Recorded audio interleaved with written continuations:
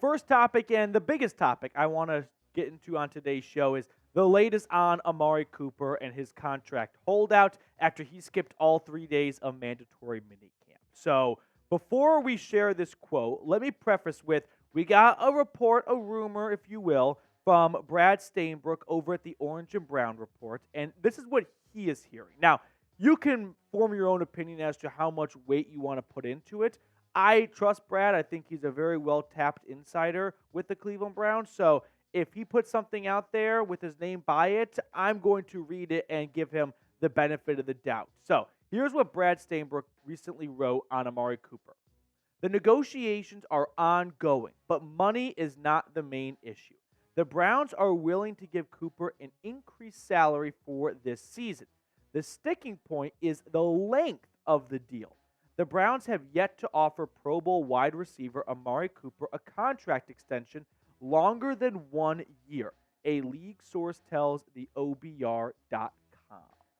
So let's react and break this down together. One, I'm not surprised by the Browns having some reluctancy to giving Amari Cooper a long-term extension, right? There's a couple of reasons as to why. One being the age factor, which we'll break down in more detail in just a second. But I think one reason why the Browns may be hesitant to give Amari Cooper a 2-3 year contract extension, anything beyond 2025, is just the overall direction the league is headed when it comes to replacing and finding wide receivers.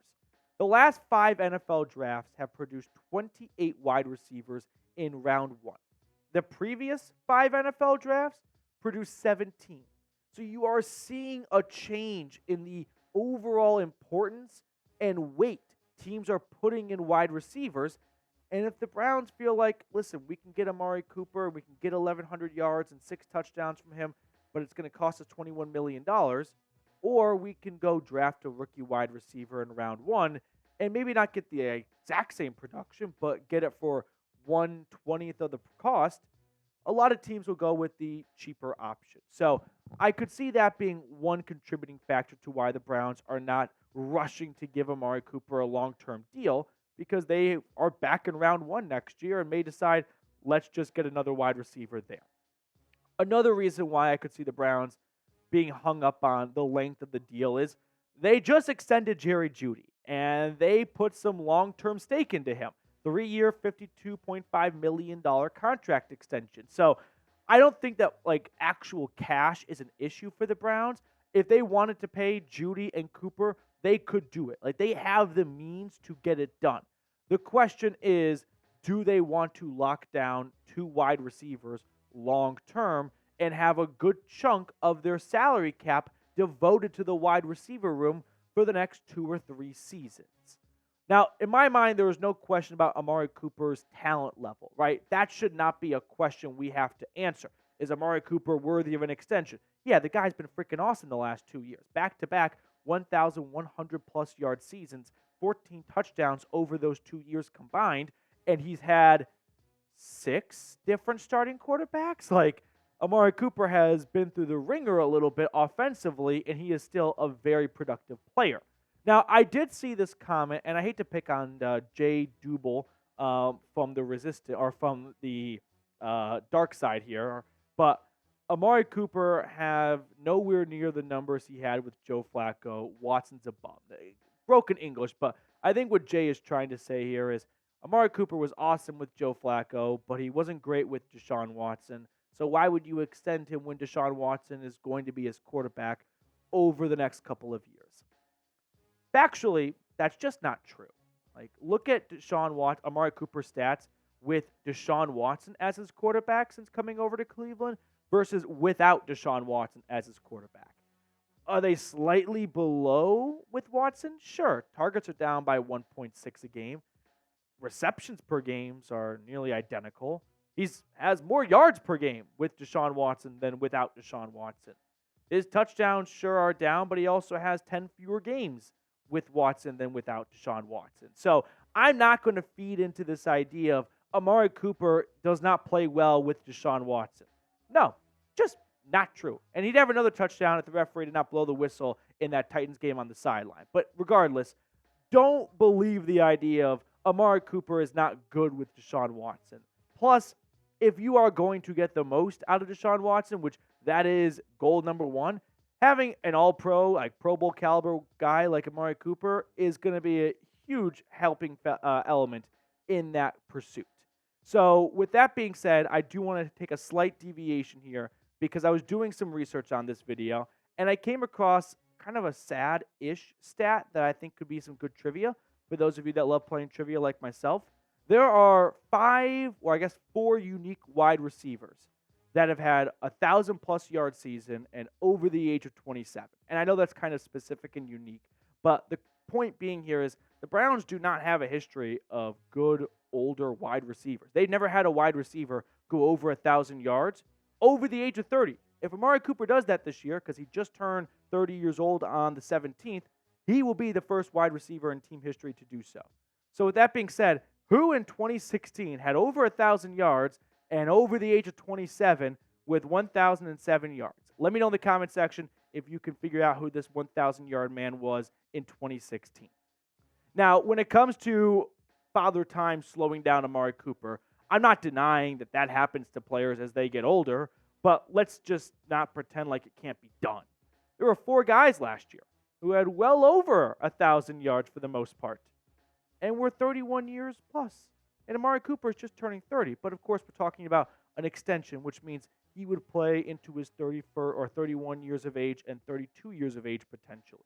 So you can get good wide receiver play at age 31. We saw that last year. I'm not going to debate that. You can even get it at age 32. Now, at this point, there's a much bigger drop-off. If you look at the wide receivers with over 1,000 yards and 32 years or older, last year Adam Thielen did it. Before that, you had to go back 4 years prior. Julian Edelman in 2019 had 1,100 yards. And then Larry Fitzgerald was the only guy to do that before then in the last 6-7 years or so. So I could understand some resistance to maybe giving him an extension for 3 more seasons. That locks him in for 2024, 2025, 2026. But I can for sure get behind giving Amari Cooper at least a 2-year extension, and we can see how much guaranteed money is left in that final season. And that would lock him in for, obviously, this upcoming season still, and then one more beyond that. Now, when it comes to paying older wide receivers, this is not a new thing. Like, there are a lot of wide receivers 30-plus years in age who are making a lot of money and are still really good wide receivers. Tyreek Hill, Devontae Adams, Cooper Kupp, Stephon Diggs, Mike Evans. None of these guys look like they are slowing down at the age of 30. They've all played pretty well into their early 30s. So I'm also not in the camp of, oh, there's just no way you can be a good team and have an older, expensive wide receiver. The Dolphins, the Rams, the Bills, the Bucks, they all made the playoffs, and some of them even won in the playoffs. So, no, let's not feed into that thought as well. I think the best blueprint to follow for an Amari Cooper extension is a Mike Evans contract extension, okay? He got a 2-year, $41 million deal with the Bucks before free agency opened up. That pays him $20.5 million, guarantee of $35 million at the age of 31. We're talking about giving 30-year-old Amari Cooper something similar to this, and that way he is under contract for the ages of 31 and 32, and I think that's a good gamble to make. Give Amari Cooper a 2-year extension. If it really is between the Browns being okay to extend him 1 more year, but not 2 more years, we just saw that you can get really good wide receiver play at 31 and at 32. Plus, if there is someone that you can rely on, it is Amari Cooper. The guy has played the second most games of all wide receivers since entering the league almost a decade ago. He's missed 1-2 games to injury in the last 5 years. I just don't believe that Amari Cooper is on this course of really good player and then falls off a cliff out of nowhere just because he woke up one day and he was 30 years old. I still think Amari Cooper can play good football into 31 and probably 32. But if you're not confident about the 32 part, like, okay, guarantee $30 million so that you are locked in for 2025 and you can get out of it from a team perspective if you really want to with not a huge amount of dead cap hit for 2026. So if I had to project what an Amari Cooper extension could/would look like, I think it's something very similar to what Mike Evans just got. Probably a little bit more because That's just the way contracts work. They're always one-upping one another. But 2-year, $42 million deal, that's a slight pay increase from what he is making now. Maybe you don't guarantee $30 million. Maybe it's closer to $25 million. So it's kind of like a 1-year, $25 million extension. And going into that final year of the 2-year extension, there's probably only like $5 to $7 million in guarantees left. So if you really want to get out of it, you can, and it's not going to be a huge burden to your books. But I would 100% be on board with giving an extension something like this. Now, would you extend Amari Cooper? I do want to turn it over to everyone watching right now. Scroll on down. Don't be a stranger. I always love to see what people have to say about these topics. Give me a yes or give me a no in the comment section. I'm on board with it. I feel like I've outlined a lot of reasons to believe that it can be done to play at a high level. Teams can be a good football team with older, expensive wide receivers. I don't feel like this is a time to mess around with your number one wide receiver. Give him an extra year, 2-year deal. I don't think that that's going to be a major hindrance on the 2026 Cleveland Browns. Second element of the show I want to get to, Nick Chubb. Is he going to play in week 1? We talked about this a few weeks ago, but we're bringing it back up because Andrew Berry was on NFL Network and was talking about Nick Chubb. And he closed his sentence or his little response to a Nick Chubb question with this. One of the moments that we're all looking forward to is the first time he runs out of that home tunnel for his debut of the 2024 season. Runs out of that home tunnel for the debut of his 2024 season. Andrew Berry's a smart guy. I don't know if you know this. He went to Harvard. Maybe he was just being a bit lackadaisical with his word choice. But he didn't say runs out of a tunnel for his debut, which could be home or away.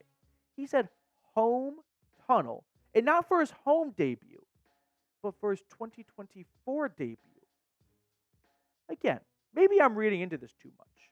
Or maybe Andrew Berry is dropping a little bit of a hint. Because if it was home tunnel for his 2024 debut, well, what do you know? The Cleveland Browns are home for week 1. Just going to go Brian Windhorse here and think, I wonder if Andrew Berry is dropping a little bit of a hint of we think he could be back for week 1. Or maybe it's week 3 against the Giants, but either way, with every little nugget that comes out, every little breadcrumb I pick up, I get more and more confident that we're going to see Nick Chubb play in September than I was back in like January, February. Now, we can also acknowledge some facts here, which is fact, Nick Chubb did not participate during mandatory minicamp. And sure, that's I wouldn't say a setback by any means, but, I would rather him be out there than not be out there. Who wouldn't, right? That'd be a good sign of progress, but I don't think him not being out for minicamp is a sign of he's not progressing well. No, Nick Chubb suffered a torn ACL in September last year, had to get 2 knee surgeries as a result, the final one coming in November, and since then he has been, slowly improving from on crutches just a week or 5 days later at home against the Steelers, off crutches in LA against the Rams, and then we get an update April 13th. He is running on land. Then we start to get some Instagram posts from Nick Chubb, him working out, and we are still 10, 11 weeks away from week 1 against the Cowboys.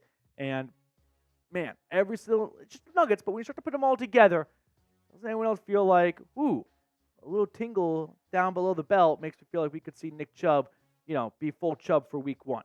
Now, before we get to the rest of today's show, if you want to get your hands on this awesome Cleveland Browns t-shirt combo, go to chatsports.com/CLE combo. You're not going to just get one shirt. You'll get 2 shirts, and it's 40% off. So it's the best time to get some more new Browns gear in your wardrobe. I put this link for you all because I love you guys in the comments and description of today's video. So click on it and get yourself 2 Browns t-shirts. Final segment I want to get to on today's episode, training camp news, which is we have a date for training camp. The Browns have set a date. They say the dates are in the mail right now, and it is for the rookies to report on July 22nd and for the veterans to report on July 23rd.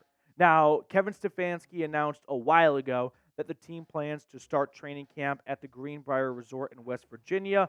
They'll start in Berea, right? And then they'll shuttle, fly, bus, whatever, to West Virginia. But they will report to Cleveland first, and then they'll go to West Virginia, which is where they, by the way, had training camp last year to start things off because they were in the Hall of Fame game in Canton and decided, you know what, let's have a little bit of a trip out of this since we could start training camp earlier this year due to us having 4 preseason games.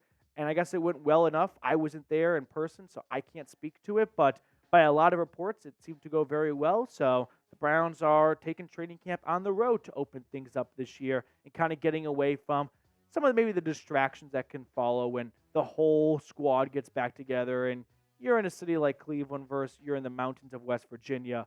Which one do you think you could maybe get yourself into a little bit more trouble in? But first preseason game is Saturday, August 10th. Okay, that trivia question earlier, by the way, Terrell Pryor, over 1,000 yards, 2016, one of 4 Browns wide receivers to ever get over 1,000 yards and be over the age of 27. And Amari Cooper this year could become the first Browns wide receiver to get 1,000 yards over the age of 30, which is really cool, but also kind of depressing at the same time that it has never been done in Browns history.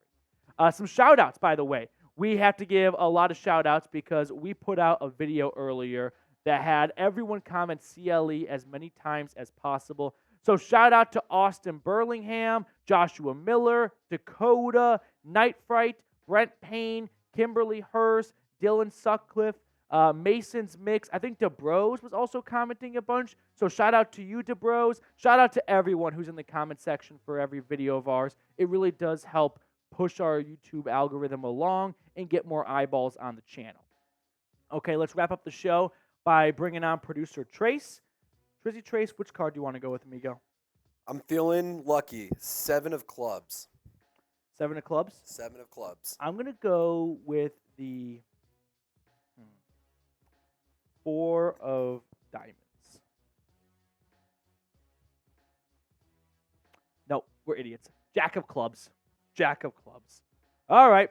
That will do it for us on today's episode. Thank you guys so much for tuning in as always. If you enjoyed our video, give us a like, subscribe, comment, all that good stuff, and we will see you all next time.